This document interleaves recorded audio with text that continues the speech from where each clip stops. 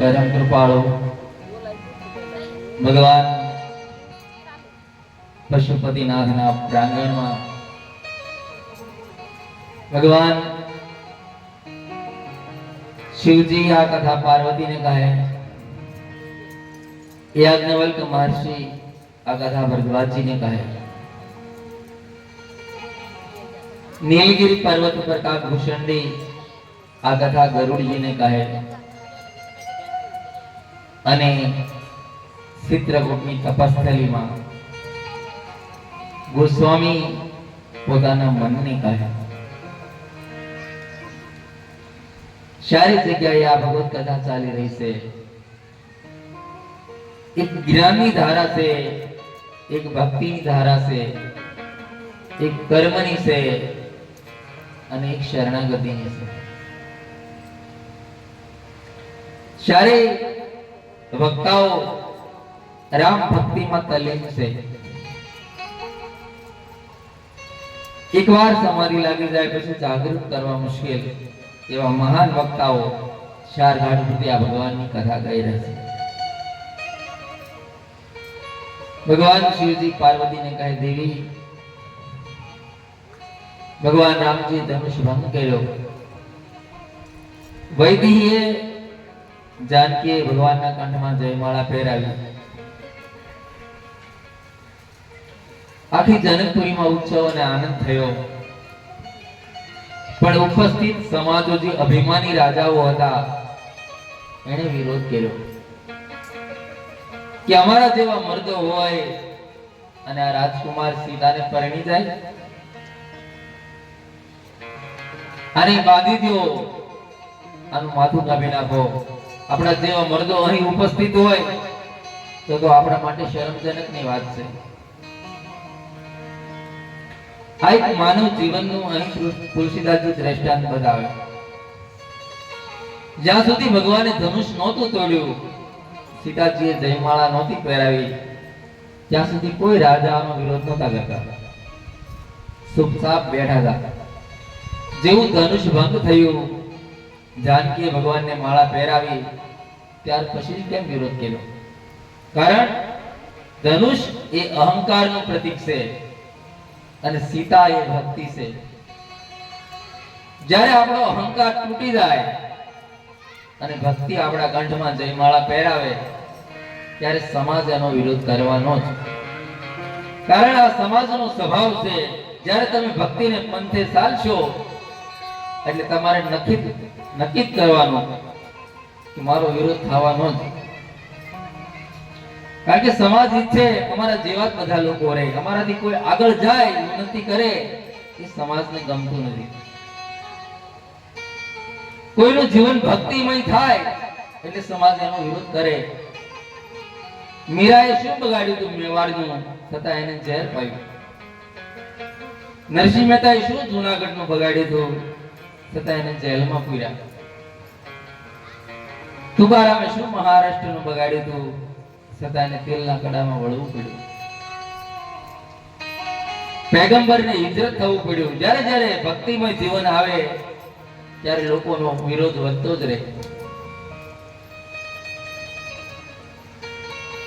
પણ ભક્તિ પરિપક્વ કરશે તો વિરોધ કરનારને વિનંતી કરવી પડશે. રામ રટણ સાંજ સવારે બીક પછી કોની હમારે. રામ રટણ સાંજ સવારે બીક પછી કોની હમારે.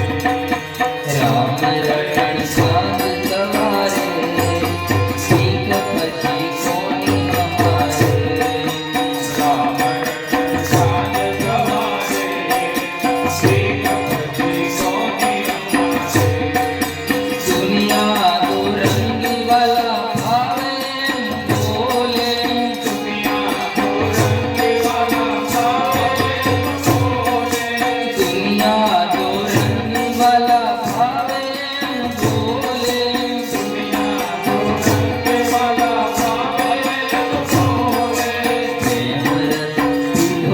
તો રંગવાલા ભાવે બોલે. પ્રેમ રસ પીધો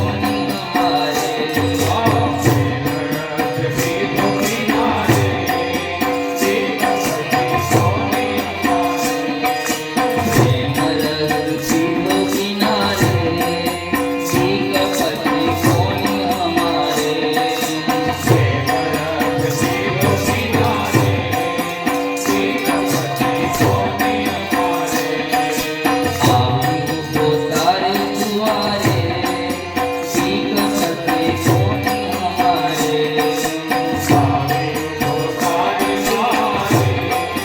બીક પછી કોની હમારે. દુનિયા તો રંગી વાલા ભાવે બોલે. દુનિયા તો રંગી વાલા ભાવે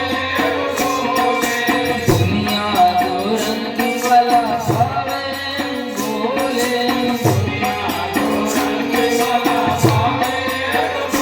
આવું પોતારે દુઆરે બીક પછી કોની હમારે.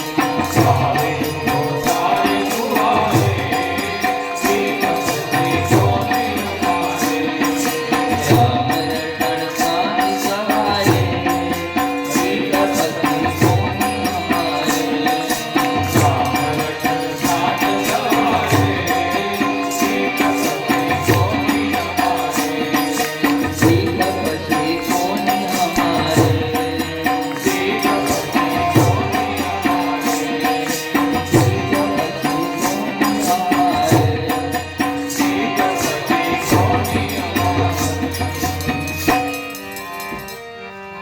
કારણ આ સમાજનો એક સ્વભાવ છે. એમાં સમાજનો દોષ નથી. આ સમાજ પહેલેથી આવું જ કરતો રહ્યો. સીતાની ઘોર જંગલમાં અમે પુત્રો જણાવ્યા છે. હું બપોરની કથામાં પણ કહેતો હતો સીતાજીએ શું અવધનું બગાડ્યું હતું, છતાં સગર્ભા સ્થિતિમાં જન્મ મોકલ્યા. સીતાને ઘોર જંગલમાં અમે પુત્રો જણાવ્યા છે. અને કૃષ્ણને ભીલના બાણે અમે પોતે હણાવ્યા છે. કલમ ધ્રુજે કથા લખતા આ અમારી પાપ પોથીની મહાત્મા ગાંધીને અમે પોતે હણાવ્યા છે. આલોકના સાગરમહી કોઈ નાવથી તરશો નહીં. આ દુનિયા તણા દુરંગના ધોખા કદી ધરશો નહીં. જગત છે આજ વાહ વાહ કરે, કાલ પથ્થર મારે, આજ પગે લાગશે, કાલ તમને પકડી પસાડશે. કારણ કે જગત ઉપર વધારે નિર્ભર રહેશો તો ભક્તિ નહીં થઈ શકે. ભગવાનનો વિરોધ કર્યો રામ લક્ષ્મણનો. ભગવાન શિવજી પાર્વતીને કહે કે દેવી, શ્રી સીતાજીને પોતાના મહેલમાં લઈ જવામાં આવ્યા. જનક અને સુનયના ચિંતિત છે. આ તો વિધાતાએ બનાવેલી વાત બગાડી. ચારે બાજુથી વિરોધ થયો અને મારવાની વાત રાજાઓ કરવા લાગ્યા.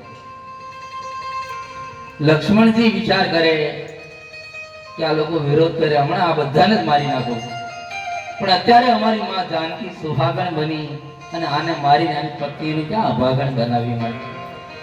લક્ષ્મણજી પોતાના ક્રોધને એકદમ દબાવી રાખ્યો. ભગવાન રામજી ચૂપચાપ ઊભા છે, કોઈ નિર્ણય આવતો નથી, શું કરવું. અને એમાં રાજાઓ બળવો કરવાની તૈયારી, હુમલો કરવાની તૈયારી. અને તુલસીદાસજી કહે એ સમયે ધનુષનો કડાકો સાંભળી અને વનમાં પરશુરામ તપ કરતા હતા. એ અવાજના દિશામાં સીધા જનકપુરમાં આવ્યા. માનસકાર કહે પરશુરામ એક પુરાણ પ્રસિદ્ધ ફરશું છે, ખમામાં ધનુષ બાણ છે, ગૌર વર્ણ. આમ જેની સામે જોવે એમ જ લાગે કાળ આવ્યો. આટલો વિકરાળ રૂપ પરશુરામ. તુલસીદાસજી કહે સીધા જનકપુરમાં આવ્યા.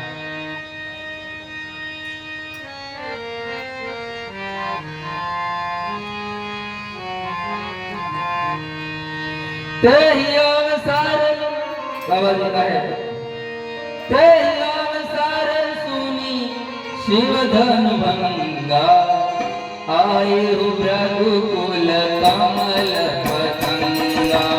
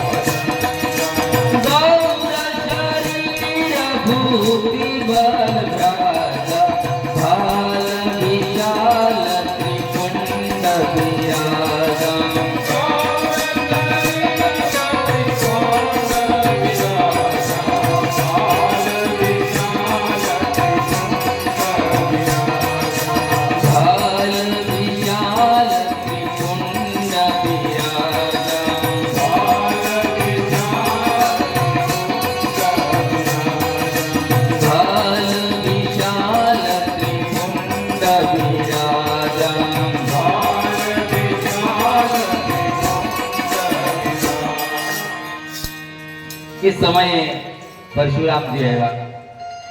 परशुराम एक पण अवतार से. परशुराम जी ये छठो अवतार से અને ભગવાન રામ એ સાતમો અવતાર છે. એક યુગમાં બંને અવતારો ટકરાણા. પણ તુલસીદાસજી કહે તે અવસર સુની શિવ ધન ભંગા આયુ ભૃગુકુલ કમલ પતંગા. તુલસીદાસજીએ પરશુરામજીને સૂર્યની ઉપમા આપી કે માનો આજ આકાશમાંથી એક સૂરજ આવ્યો. પણ રામજીને પણ સૂર્યની ઉપમા આપી તો શું એક સમયમાં બે સૂરજ? તુલસીદાસજી કહે ભગવાન રામ એ ઉગતો સૂરજ છે અને પરશુરામ એ અસ્તનો સૂરજ છે. બંને અવતારો એક સાથે સામે આવ્યા. પરશુરામજી એક એવું વ્યક્તિત્વ છે જેણે 21 વખત ધરતીને નક્ષત્રી કરી. પરશુરામજી એમ માનતા હતા કે આ સમાજ કેવલ શાસ્ત્રોથી નહીં સુધરે અને આને સુધારવા માટે શસ્ત્રની જરૂર પડશે.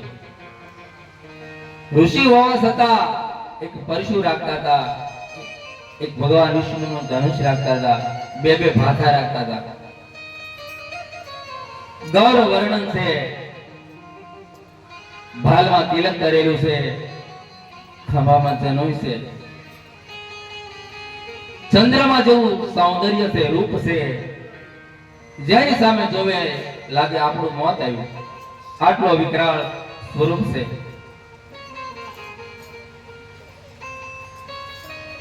માનસકાર કહે, પરશુરામજી સભામાં આવતા બધા રાજા મહારાજાઓ શિસ્તબદ્ધ ઉભા રહી ગયા પરશુરામજીને જોતા કે આ મહાત્મા અત્યારે ક્યાં આવ્યા. બધા લોકો ભયભીત થઈ ગયા અને પરશુરામજી સીધા જ જનકના મહેલમાં. પરશુરામજીને જોતા વિશ્વામિત્ર કહે, રાઘવ, લખન, બાપજીને પ્રણામ કરો.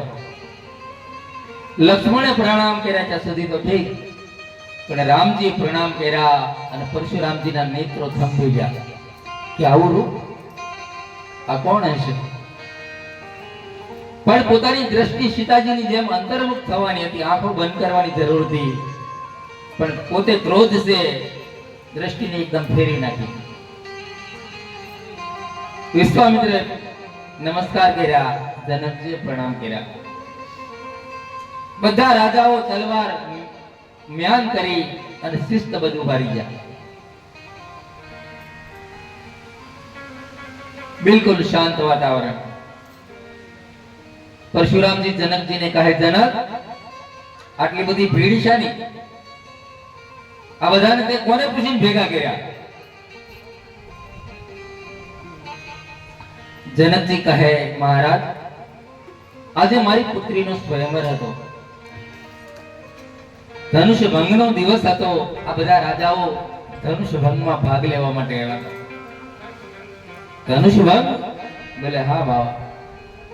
ધનુષના બે ટુકડા જોયા અને પરશુરામજીનો ક્રોધ કોપાયમાન બની ગયા. હે જળજનક, આ ધનુષ કોણે તોડ્યું? આ તો મારા ગુરુ ભગવાન શિવજીનું પિનાક ધનુષ છે. જેણે તોડ્યું હોય એના સભામાંથી જુદો કરી દે, અને જો સભામાંથી જુદો નહીં કરે તો એક એક રાજાના માથા કાપી નાખીશ. બધા રાજાઓ ગભરાવા લાગ્યા કે પરશુરામજીનો આ નિર્ણય બરાબર ન કહેવાય.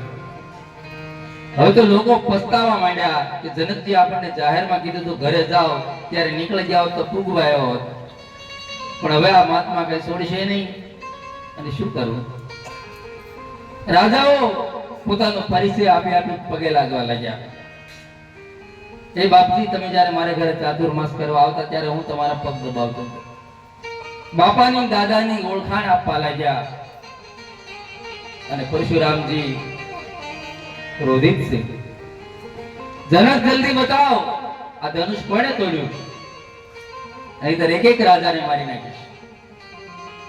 હવે જનકજી કેમ બતાવે? પોતાની પુત્રીના સૌભાગ્યનો સવાલ હતો. જનકજી શાંત, કઈ બોલતા નથી. વિશ્વામિત્ર પણ ચૂપ છે. લક્ષ્મણજી જોઈ રહ્યા છે. ભગવાનને એમ થયું કોઈ નહીં બતાવે, લાવ હું જ કહી દઉં. આટલી માનવ મેદનીમાં ભગવાન રામજી પરશુરામજીની સામે આવી કહે, બાપજી. ભગવાન રામજી પરશુરામજીને નાથ કીધા છે. તુલસીદાસજી લખે છે, નાથ શંભુધનુ ભંજનિહારા.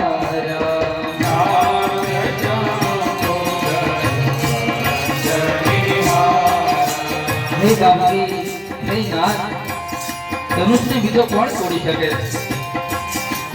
નાથ શંભુધન ભંજનિહારા.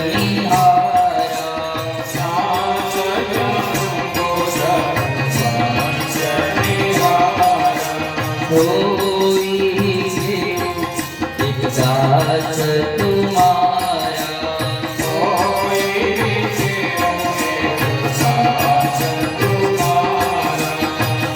હે બાપજી, ધનુષને બીજું કોણ તોડી શકે? તમારો કોઈ દાસ હશે, તમારો કોઈ સેવક હશે. પરશુરામજી કહે, રાઘવ, સેવક હોય એને તો સેવા કરવાનો અધિકાર છે. આ તો દુશ્મનાવટનું કામ કર્યું.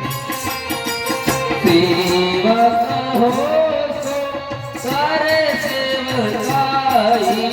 સેવક હો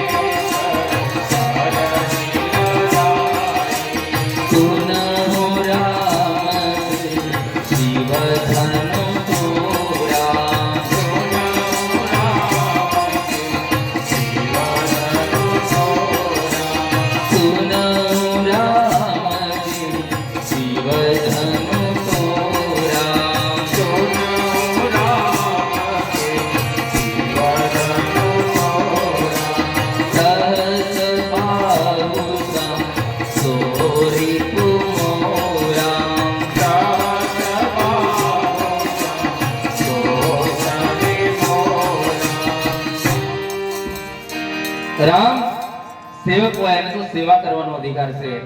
આ તો દુશ્મનાવટનું કામ કર્યું છે. હે રાઘવ, જેણે ધનુષ તોડ્યું એ મારા માટે શસ્ત્ર અર્જુન કરતા પણ ભયંકર દુશ્મન છે. ભગવાનને પરશુરામજી એકદમ ધમકાવવા લાગ્યા. ભગવાનને સામે ક્રોધ કરવા લાગ્યા. લક્ષ્મણજીને ગમ્યું નહીં, કારણ કે લક્ષ્મણ એ તો રામની કીર્તિનો દંડ છે.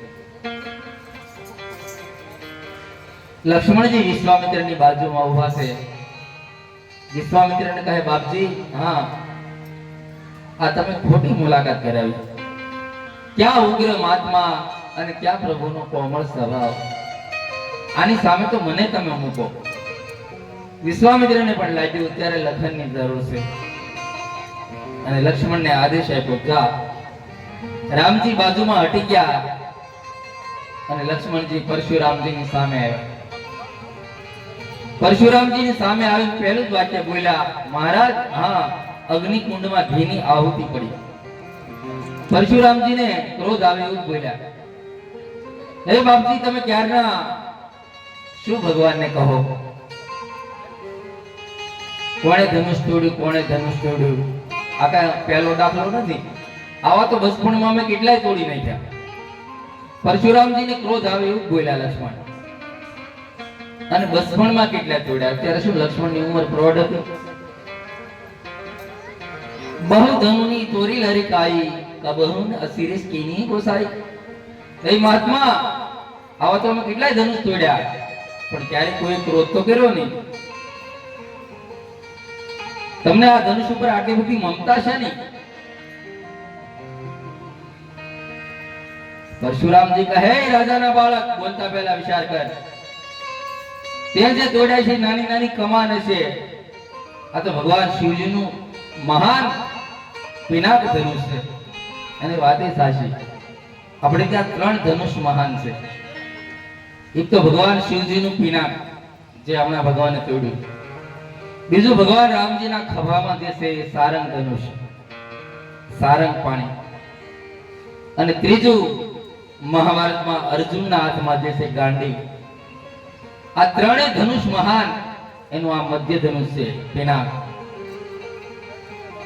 આટલું બધું મહાન ધનુષ એને તો સામાન્ય માને છે. લક્ષ્મણજી કહે, બાપજી, મને એમ કે બધા હરખા જ આવતા હશે. પરશુરામજીને ક્રોધ આવે એવું બોલ્યા લક્ષ્મણજી. લક્ષ્મણજી કહે, મહારાજ, તમે આટલો તો વિચાર કરો કે ધનુષ આટલું બધું મહાન છે, તો તમે વિચાર કરો એને તોડનારો કેટલો મહાન છે. અને મહારાજ, ધનુષ તૂટી ગયું હોય એમાં તો કઈ થઈ શકે નહીં. હવે તમે ક્રોધ શું કામ કરો છો? આપણે એક કામ કરીએ કે કોઈ જનકપુરમાં એવો સારો કારીગર હોય એને બોલાવો, 2 ટુકડાને ભેગા કરી અને એનો સાંધો કરી નાખો. તો ભગવાન શિવજીના ધનુષને સાંધો કરવા જોડવાની વાત કરી અને પરશુરામજીનો ક્રોધ એકદમ વધી ગયો. એકદમ પરશુ લઈને લક્ષ્મણની સામે દોડ્યા. હે રાજાના બાળક, આ બાળકને જલ્દી મારા સામેથી હટાવી દો, એટલે હમણાં મને બાલ હત્યા કરતા વાર નહીં લાગે. આખી સભા સ્થિર થઈ ગઈ. જનક સુનૈનાને પણ એમ થયું કે હવે લક્ષ્મણજી વધારે બોલે નહીં તો સામે. લક્ષ્મણજી બાર ક્રોધિત કરી રહ્યા છે. ભગવાન રામજી વિશ્વામિત્રને કહે, બાપજી, હું જાઉં? ભગવાન રામજી પરશુરામજીને કહે, બાપજી, લક્ષ્મણજી જગ્યા આવી દીધી. લક્ષ્મણ એ મારો નાનો ભાઈ છે, અને બાપજી, ગુનેગાર હું છું. લક્ષ્મણે કોઈ અપરાધ નથી કર્યો, અને એ મારો નાનો ભાઈ છે, એના મોઢામાં દૂધ છે. પરશુરામજી કહે, એના મોઢામાં દૂધ નથી, વિષ ભર્યું છે. આ પહેલો દાખલો છે મારી સામે આમ કોઈ બોલતું હોય. રામ, એક વાત કહું છું, તું આટલો બધો સીધો સરળ અને તારો ભાઈ આટલો બધો વાંકો કેમ? આ તને જરાય અનુસરે એમ નથી. આ તારી કીર્તિને કલંક લગાડશે. આને જરાય સાથે ન રખાય. લક્ષ્મણજી બાજુમાં ઉભા થયા વિશ્વામિત્રને. વિશ્વામિત્રને કે જવાબ દેવા જેવું છે, જાઓ. બોલે, જા. ફરીવાર લક્ષ્મણજી સામે આવ્યા.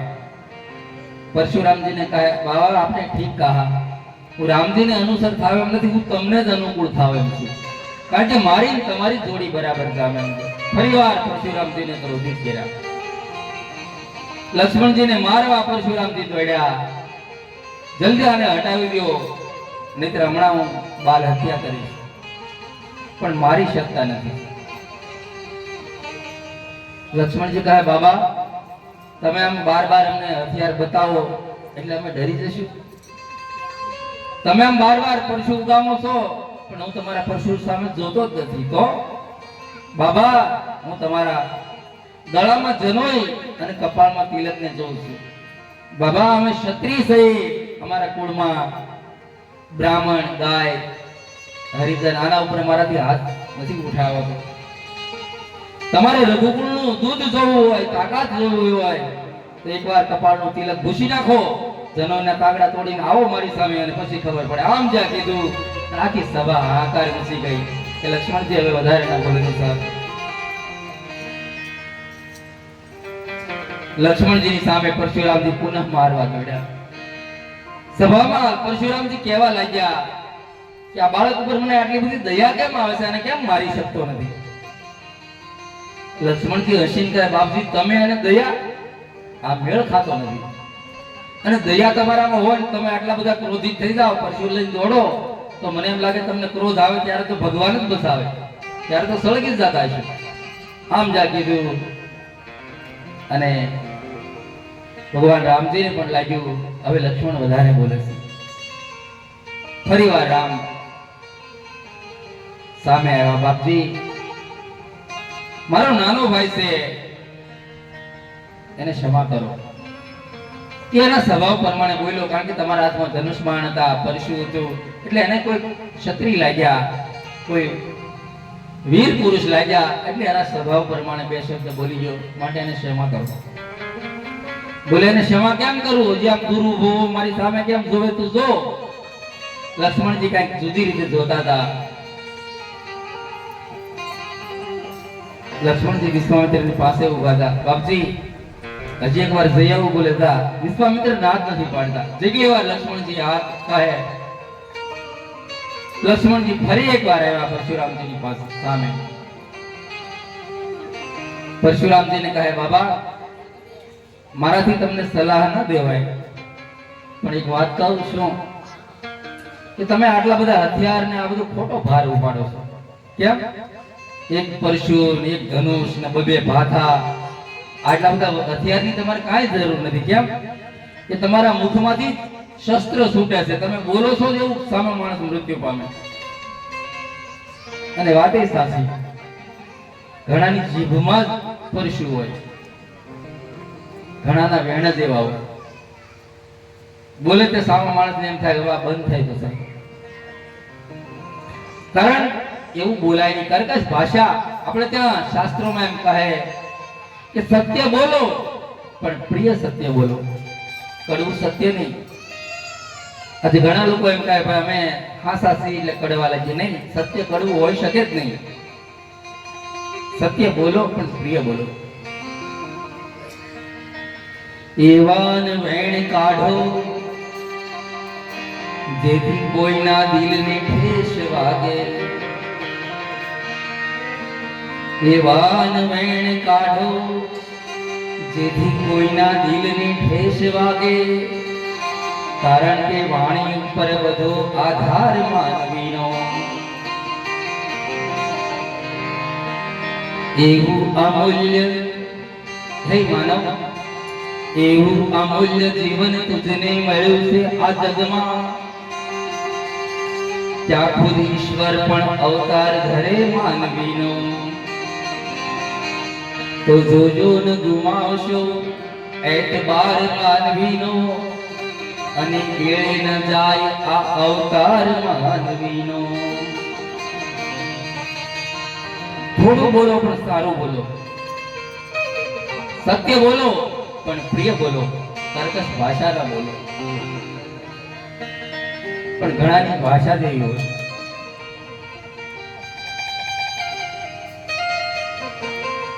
ભાષા એમાં ભાવ હોવો જોઈએ.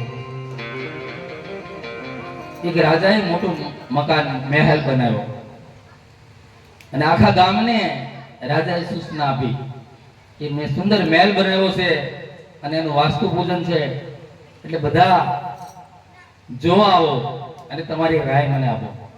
એટલે આખું ગામ રાજાનો મહેલ જોવા આવ્યું. બધાએ પ્રશંસા કરી, મહારાજ બહુ સરસ મહેલ બનાવ્યો. પણ ઈ ગામનો એક મુખી ઈ ના આવે. એટલે રાજાએ સમાચાર મોકલ્યા, ભાઈ આખું ગામ જોવા આવ્યું, મારો મહેલ, આ મુખી કેમ ન આવ્યો? એને શું વાંધો છે? જાઓ બોલાવો, મુખી મારો મહેલ જોવે. એક વ્યક્તિ બાકી રહી ગયો કેમ? એટલે મુખીને કોઈ તેડવા મોકલ્યા અને મુખી આવ્યા.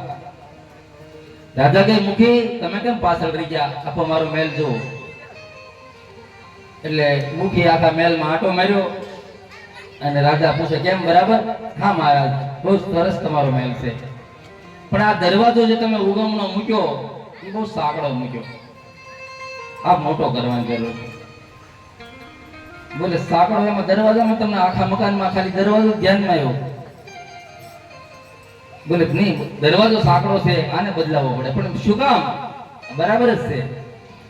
બોલે નહીં, આ તો નોકરે નારાયણ, તમારું બહુ વિશાળ શરીર છે અને તમને એટેક આવી ગયો તો આમાં તમને બહાર કેમ કાઢવા? હજી વાસ્તુ લીધું નથી રાજાએ. અને રાજાનો મગજ ગયો કે આ મૂર્ખાને મેં ખોટો બોલાવ્યો. સૈનિકોને કાને કોટડી પૂરી ગયો, મુખીને કોટડી પૂરી દીધો. હાથ પડી, મુખીના ઘરના કે જે આવ્યા કેમ નહીં તમારા ભાઈ? કોઈ કીધું રાજાના મહેલ જોવા ગયા હતા, પછી કઈ ખબર નથી. એટલે મુખીના પત્ની ધર્મપત્ની આવ્યા. રાજાને કહે, તમારા ભાઈ આવ્યા? બોલે હા. એને કહ્યું, તું નામ જ નહીં લેતી ક્યાં? હજી મેં વાસ્તુ નથી લીધું અને એમ કીધું આ દરવાજો બદલી નાખાય, તમને ઊંઘલો આવી ગયો તો આમાંથી બહાર કેમ કાઢવા? અરે મહારાજા કે એને હવે મગજનું ઠેકાણું નથી રહ્યું. એની સામે ભાષામાં તમારે થોડું એવું ધ્યાન દેવાય. તમને હુમલો આવે અને બહાર કાઢવા એવું થોડું બે ત્રણ કટકા કરીને બહાર કાઢાય, એમાં શું વાંધો? રાજા કે આ તો એના માથાના, આ તો એના બે દોરા આ વધી ગયા. ભાષા શબ્દ એવા બોલો જેથી કોઈને આનંદ આવે. પરશુરામજી ને લક્ષ્મણજી કહે, બાપજી તમારી જીભમાંથી શસ્ત્ર છૂટે છે, દિવાસળીની જરૂર ક્યાં પડે એમ છે? કારણ કે તમે બોલો એવું સામે માણસ મૃત્યુ પામે.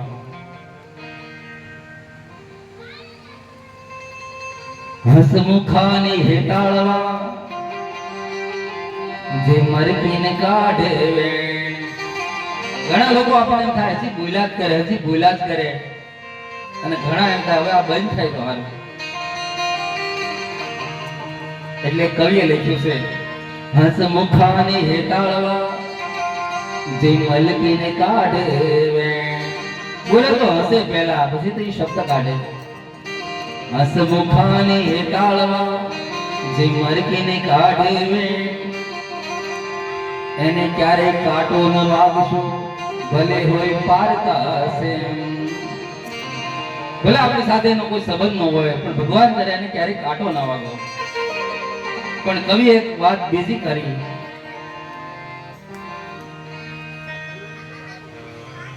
કે કાળ મુખાની રિહામણા. ઘણા એવા હોય, કાળ મુખાની રિહામણા જે વલવલ કાઢે વેણ, એને તો કાળોડો નાગ કરડો, ભલે હોય પોતાના સેમ.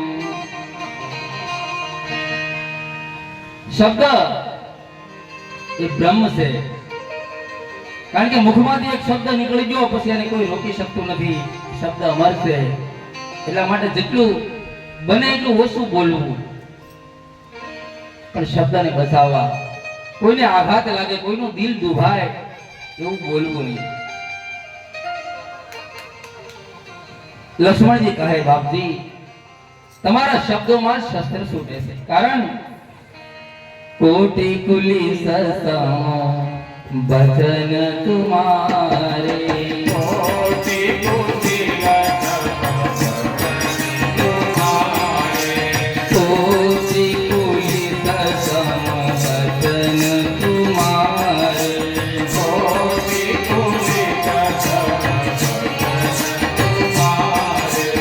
વ્યર્થ ધરહુ જનુ પાન કુઠારે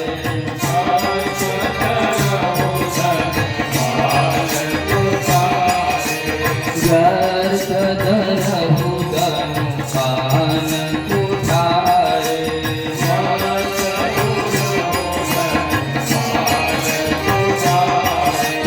કોટી કોઈ સજન રતન તુમારે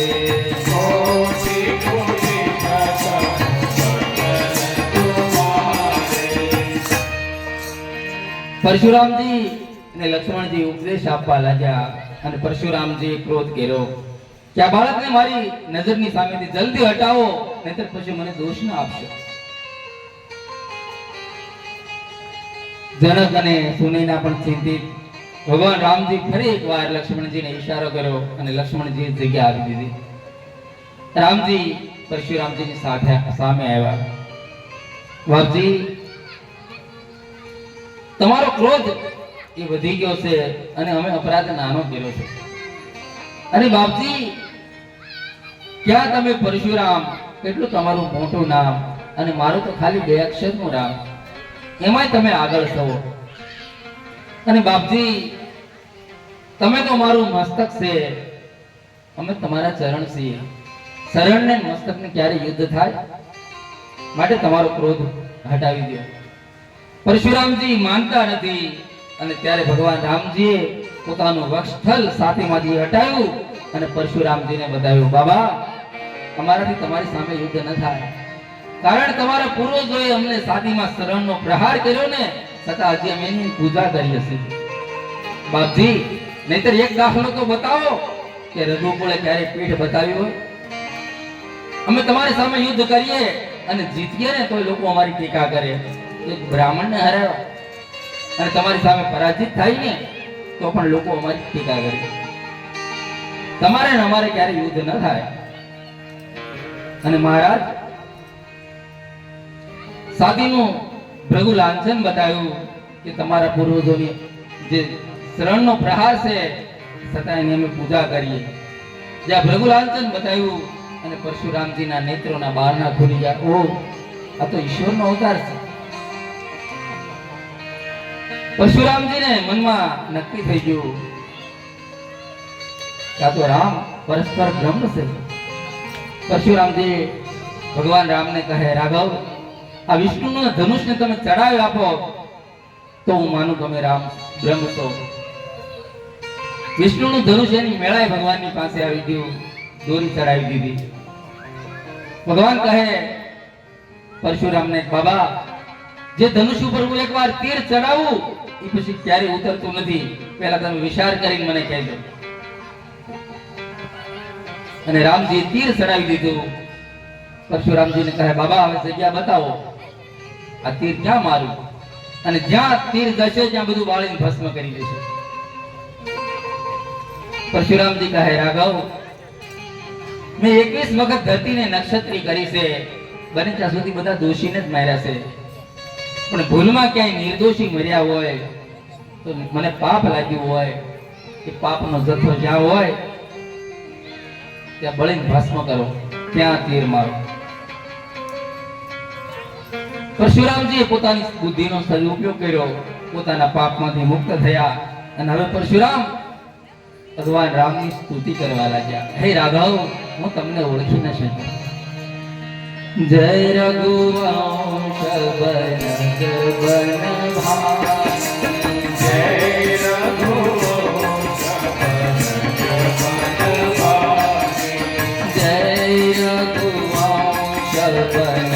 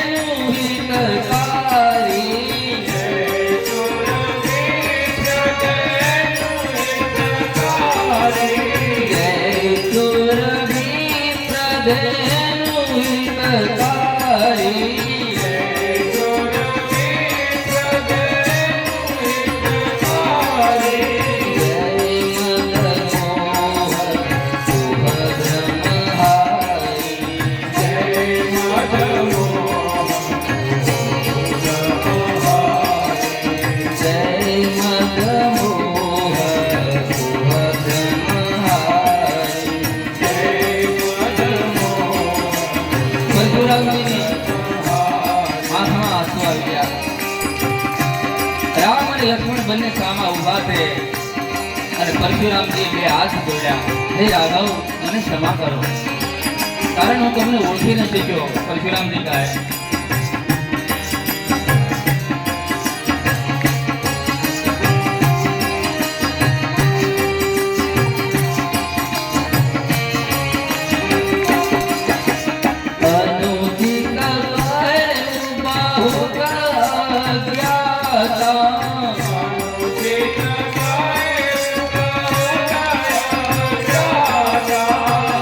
મારી અજ્ઞાનતાના હિસાબે અનુચિત બોલી ગયો, મને ક્ષમા કરો દોનો ભાઈ. અનુચિત બાહુ કહે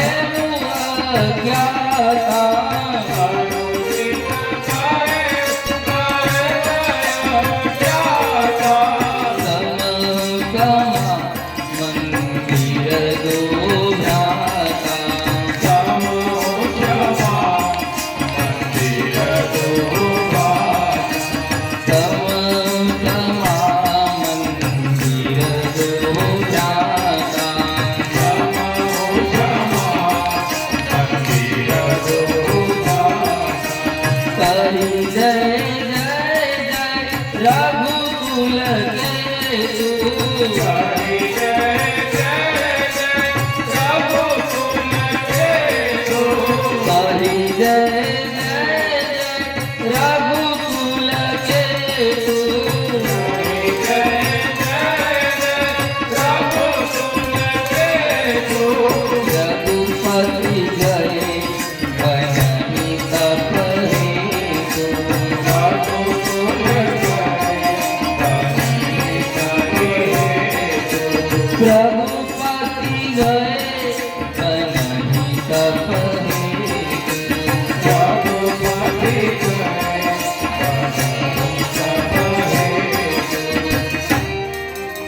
પરશુરામજી ક્ષમા યાચના કરી.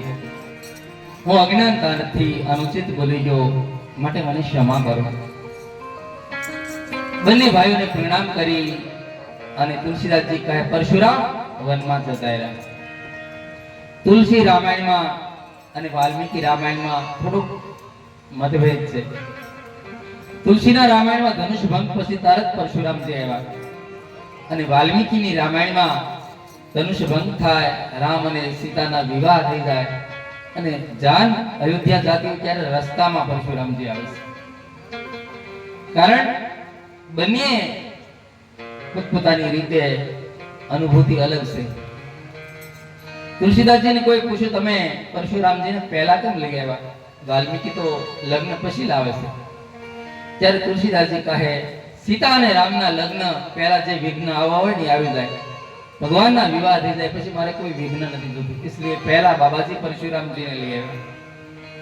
પરશુરામજી ભગવાનના ચરણમાં પ્રણામ કરી અને જતા રહ્યા. બધા લોકોએ પણ વિદાય લીધી. આ બાજુ જનક મહારાજ વિશ્વામિત્રને પગમાં પડી ગયા, બાપજી આ બંને ભાઈઓએ મને કૃત્ય કરી દીધો, હવે મારે શું કરવું? વિશ્વામિત્ર કહે, જનક, ધનુષ ભંગ થયો એટલે વિવાહ તો થઈ ગયા, પણ તમારા કુળની રીતિ અને વૈદિક રીતિથી તમે બે દૂતોને અયોધ્યા મોકલો. મહારાજ દશરથજીને વિનંતી કરો કે જાન લઈને આવે અને આપણે અહીં ધામધૂમથી સીતા અને રામના લગ્ન કરીએ. દૂત અવધપુર પઠાવવું જાય. બે દૂતોને તૈયાર કર્યા, તમે જાઓ અયોધ્યા અને મહારાજ દશરથજીને કહો કે સીતા અને રામના વિવાહ છે, માટે સુંદર પત્રિકા લખી દીધી છે અને બંને દૂતોને અયોધ્યા મોકલે છે. આ બાજુ જ્યારથી ભગવાન રામજી અયોધ્યા છોડીને ગયા ત્યારથી અવધમાં એકદમ નીરસ વાતાવરણ હતું. દશરથજી રોજ ચિંતા કરે, રામ અને લક્ષ્મણ ક્યારના ગયા, હજી કોઈ સમાચાર નથી. અને એમાં દૂતો અયોધ્યામાં મહારાજ દશરથજીના મહેલમાં આવે. તુલસીદાસજી કહે પહોંચે દૂત રામપુર પાવન. બંને દૂતો અયોધ્યામાં મહારાજ દશરથજી બેઠા છે અને પ્રણામ કર્યા. મહારાજ, અમે જનકપુર થી આવીએ છીએ. ઓહો, તો અમારા મહેમાન છો. દશરથજીએ સ્વાગત કર્યું બંને દૂતોનું અને કહે મહારાજ જનક તો કુશળ છે ને? બોલે હા, પણ અમે તમારા રામ અને લક્ષ્મણનો પત્ર લઈને આવ્યા છીએ. પત્ર? બોલે હા. દશરથજીને પત્ર આપ્યો અને દશરથજીનો હાથ ધ્રુજે છે કે આ પત્રમાં કઈ મંગલ સમાચાર હશે કે કઈ અમંગલ હશે. મહારાજ દશરથજી પત્ર ખોલી અને વાંચ્યું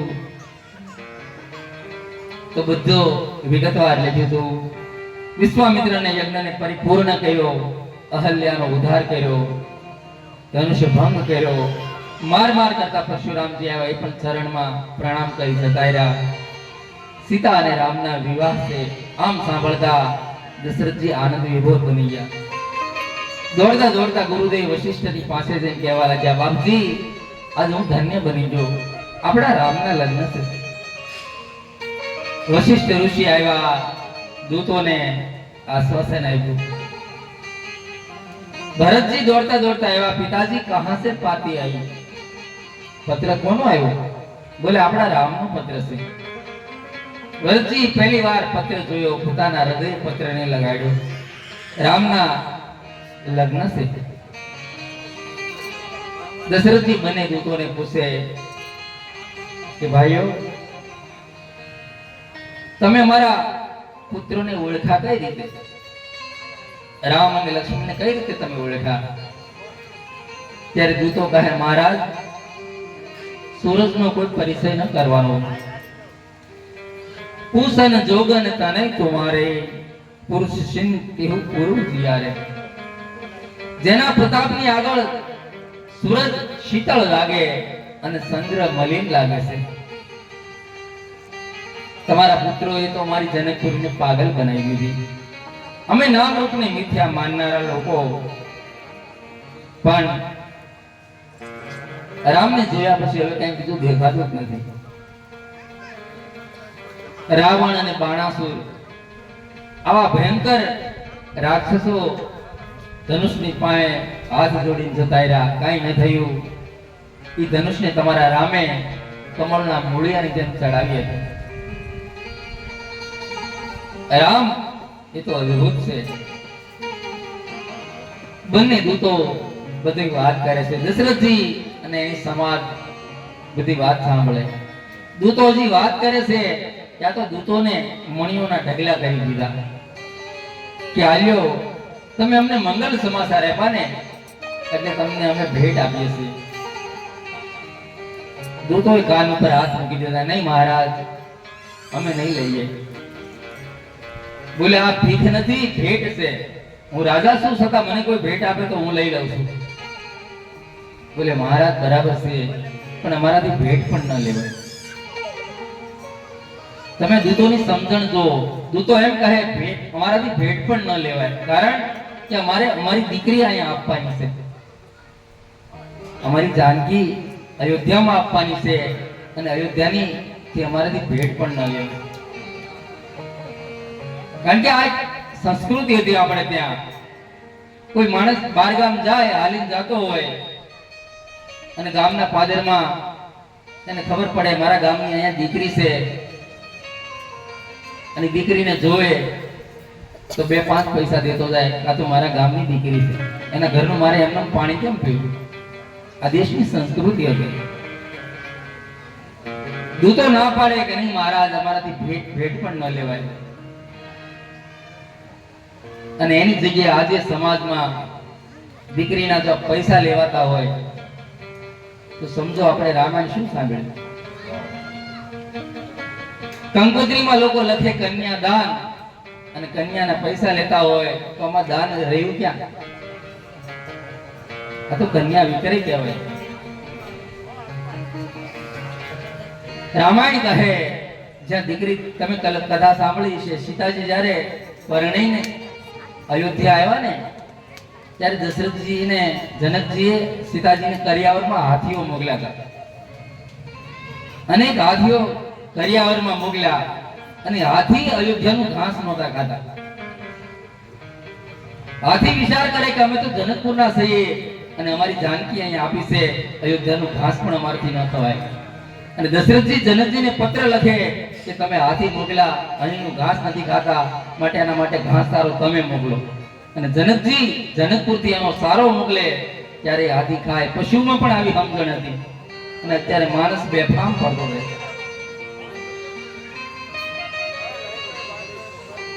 દૂતોએ ઇનકાર કર્યો, બધા લોકોને આનંદ આવ્યો. બંને દૂતો વિદાય લીધા. આ બાજુ જનકજી પોતાની જાનકી પરણવાની છે, સુંદર મણિયોનો મંડપ બનાવ્યો છે. દશરથજીની જાન આવે, રસ્તામાં અનેક નદીઓ આવે, નદીઓ ઉપર કામ ચલાવ પુલ બનાવી દીધા છે કે દશરથજીને કોઈ અગવડ ના પડે. આખી જનકપુરી આનંદ વિભોર છે, અમારી જાનકી પરણવાની છે. લોકો સુંદર નાચે છે, ગાય છે, ગીતો ગાય છે. માનસકાર કહે જનકપુરનું સુખનું વર્ણન કેમ કરું, કારણ અમારી સીતા પરણવાની છે. લોકોને ઉત્સવ અને આનંદમાં જાય છે. રાજા જનક ઘેરે માંડવ સાહે લડી, રાજા જનક ઘેરે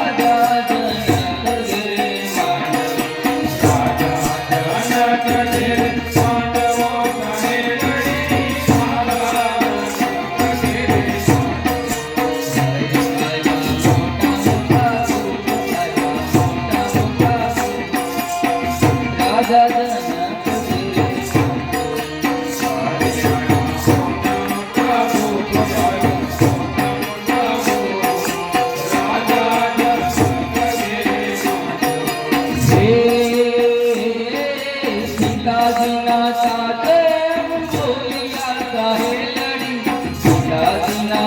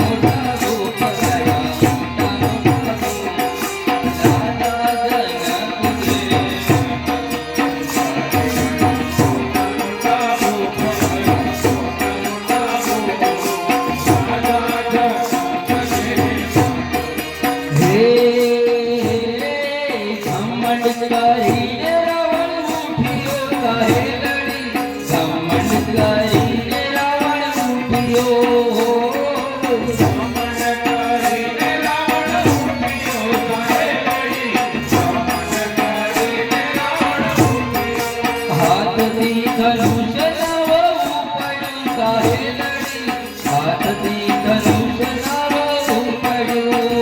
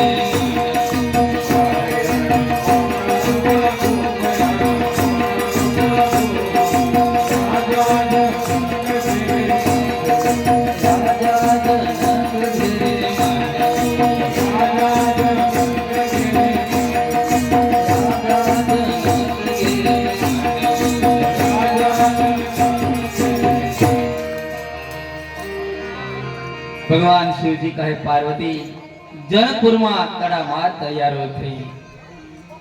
ભગવાન રામજી પરણવાના, વૈદેહી પરણવાના. આ બાજુ દશરથજીએ સૂચના આપી દીધી કે આપણે બારાત લઈ અને જનકપુર જવાનું છે. આખી અવધમાં ઉત્સાહ અને આનંદ થઈ ગયો. બધા લોકો વિચાર કરે અમે કેટલા સદનસીબ છીએ કે ભગવાનની જાનમાં જવાનું. સંસારીઓની જાનમાં તો બહુ ગયા, હવે ઈશ્વરની જાનમાં જઈશું. રામ અને વૈદેહીને અમારા નેત્રોથી એના વિવાહ જોઈશું.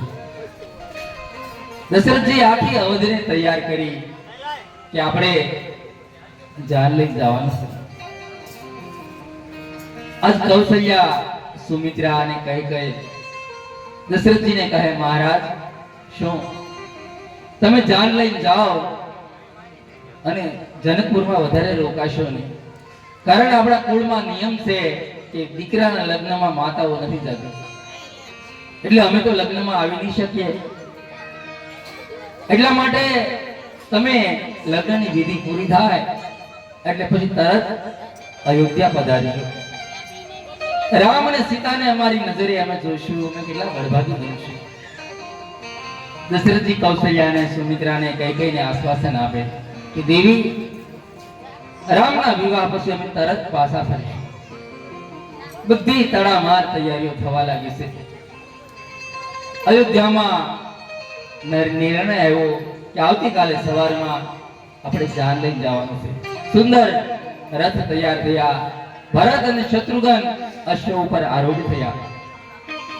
અશ્વો એવા છે માનો